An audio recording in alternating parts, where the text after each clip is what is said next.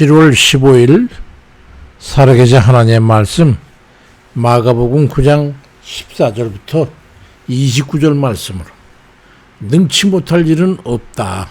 그러나 제 말씀드립니다. 주께서 원하심과 우리의 반응은 왜 이리도 좀 잘 맞지 않는 걸까요? 변화산에서 베드로와 야고보와 요한이 예수님께서 모세와 엘리야를 만나시고 영광의 권능이 임하는 그 광경을 목도한 사건이 있었는데, 그리고 나서 산에서 내려오는데 많은 사람이 모여 있다가 예수님과 제자들이 산에서 내려오는 모습을 보고는 그 주변으로 몰려들었어요. 그때 귀신 들린 아들을 둔 아버지가 있었는데 그가 예수님께 나와서 간구의 말씀을 드립니다. 마가복음 9장 17절 이하에 보니까 선생님, 말 못하게 귀신 들인 내 아들을 선생님께 데려왔는데 내가 선생님 제자들에게 내쫓아달라고 했지만은 그들이 능히 하지 못했습니다. 그러자 예수님께서 그를 데리고 오라. 그래서 데리고 와서 그 아버지가 예수님께 말하기를 뭘 하실 수 있거든 우리를 불쌍히 여기서 도와주옵소서라고 말씀을 드립니다. 그러자 마가복음 9장 23절과 25절부터 이하에 보니까 예수께서 이르시되 할 수 있거든이 무슨 말이냐, 믿는 자에게는 능지 하지 못할 일이 없느니라 하시고 그 더러운 귀신을 꾸짖어 이르시되 말 못하고 못 듣는 귀신아, 내가 네게 명하노니 그 아이에게서 나오고 다시 들어가지 말라 하시매 귀신이 소리지르며 아이로 심히 경련을 일으키게 하고 나가니 예수께서 그 손을 잡아 일으키시니 이에 일어섰다고 말씀되어 있습니다. 그게 오늘 말씀 내용의 골자입니다. 그리고 나서 집에 들어가서 보았는데 예수님과 제자들만 있게 되자 제자들이 예수님께 은근히 물었어요. 마가복음 9장 28절에 제자들이 조용히 묻자오되 우리는 어찌해서 능히 그 귀신을 쫓아내지 못했습니까? 이르시되 기도 외에 다른 것으로는 이런 종류가 나갈 수 없느니라 라고 주님이 대답하셨어요. 주님의 원하심과 그에 미치지 못하는 제자들의 모습이 대비됩니다. 주님의 제자들을 향한 기대는 두 가지였어요. 제자들이 주님의 기대에 미치면 이 두 가지는 하나는 믿음이 부족하다는 것과 또 다른 하나는 기도가 부족했다는 거예요.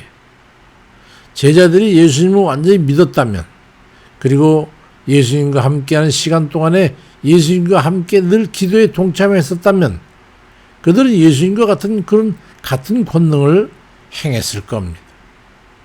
마가복음 9장 23절에 예수께서 이르시되 할 수 있거든이 무슨 말이냐, 믿는 자에게는 능히 하지 못할 일이 없느니라 그리 말씀하셨고, 또 마가복음 9장 29절에 예수의 기도 외에 이런 다른 것으로는 이런 종류가 나갈 수 없다고 말씀하셨기 때문에 충분히 유추해 볼 수 있는 일이죠. 성경은 항상 우리의 믿음에 대해서 예수님의 행함을 표변으로 조명합니다. 그리고 우리의 믿음과 신앙에 대해서 그 주의 행함의 표본과 일치하느냐 또 아니면 부족하느냐 그에 대해서 깨닫게 합니다. 그건 어렵거나 이해하는데 난해하지 않으며 아주 단순 명료합니다. 믿는 자에게는 능치 못할 일이 없다. 그러나 최소한 기도는 해야 된다. 이게 주님 뜻입니다. 믿는다고 하는 것은 예수님의 권능을 인정하고 신뢰하는 겁니다. 지난주에 손자 녀석에서 전화가 왔어요. 한참 재미있게 얘기를 하다가 할아버지, 저희가 방학해서 온 가정이 캠핑을 가게 됐거든요. 그래? 무사히 안전하게 다녀올 수 있도록 기도를 좀 해주실 수 있으시겠어요? 아주 이렇게 점잖게 부탁을 하는 거예요. 그 얘기를 듣는 순간에 제 마음이 그냥 뜨거워졌어요. 하나님 감사합니다. 어린아이에게 주님께서 기대를 걸었던 이유를 제가 분명히 알겠습니다. 저희들 부모들이나 다른 아이들 같지 않고 예수님을 믿는 그 녀석의 마음이 느껴졌어요. 제가. 그래서 하나님, 아이의 평생에 지금 저 같은 믿음으로 항상 모든 범죄에 주를 의지하고 그렇게 살아가게 주시옵소서 하고 기도를 했습니다. 우리는 왜 이런 어린아이처럼 믿음을 갖지 못하는 걸까요? 녀석은 단순하게 예수님께서 원하시면 자기들 가족은 캠핑 기간에 어떤 위험한 상황이나 위기에도 지켜주시고 보호해 주시고 함께 해줄 것을 믿고 다만 자신들이 기도는 충분하지 못하다는 그런 생각을 가지고 있기 때문에 기도는 할아버지에게 부탁하면 좀 채워질 거라고 그렇게 판단을 한 거예요. 물론 캠핑을 갔다 온 후에 전화 통화를 하는데 역시 녀석은 할아버지에게 기도해서 잘 다녀왔다고는 그 인사를 하더라고요. 그 마음속에 믿음을 끊임없이 굳건히 가지고 있다는 거죠. 그러더니 죄송한데 할아버지, 기도 요청을 또 해야 되겠어요. 뭔데? 내일 수영 2단계 시험이 있거든요.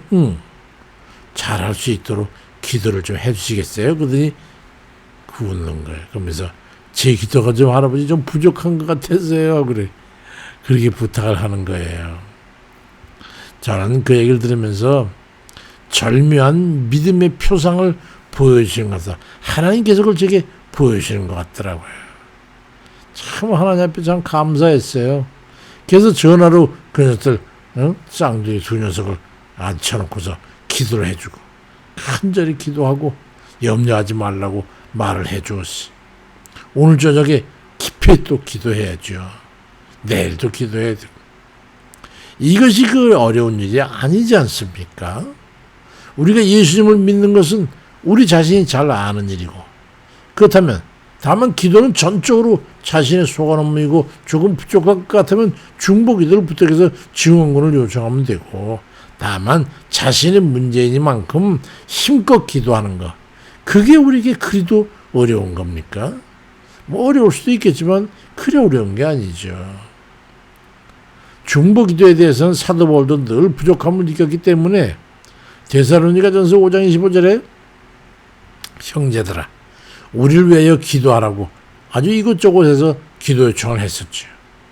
또 에베소 6장 18절에 모든 기도와 간구로 하되 항상 성령 안에서 기도하고 이를 위하여 깨우고 하기를 항상 힘쓰며 여러 성도를 위해서 구하라고 사도 바울이 우리에게 권면했던 겁니다.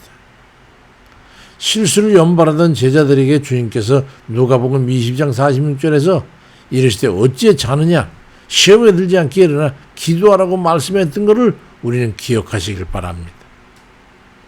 성경 어느 곳에도 기도가 충분하니 그만하라고 한 것은 어느 한 곳도 없다는 것을 기억하십시오. 그 말은 기도는 다다익선의 원리가 적용된다는 것을 말씀하신 거예요. 기도는 많이 하면 할수록 좋다는 거죠. 많이 하면 할수록 능력이 나오고 많이 하면 할수록 큰 일을 할 수 있다는 거예요. 주를 믿고 유혹에 빠지지 않기 위해서 또 시험에 들지 않기 위해서 병이 낫기 위해서 믿음의 형제들을 위해서 믿음을 위해서 오늘 본문에 기록된 대로 기도의 분량을 채우기 위해서 늘 힘쓰고 애쓰는 그런 기도의 형제들 다 되시길 주의 이름으로 축원드립니다. 아멘입니다.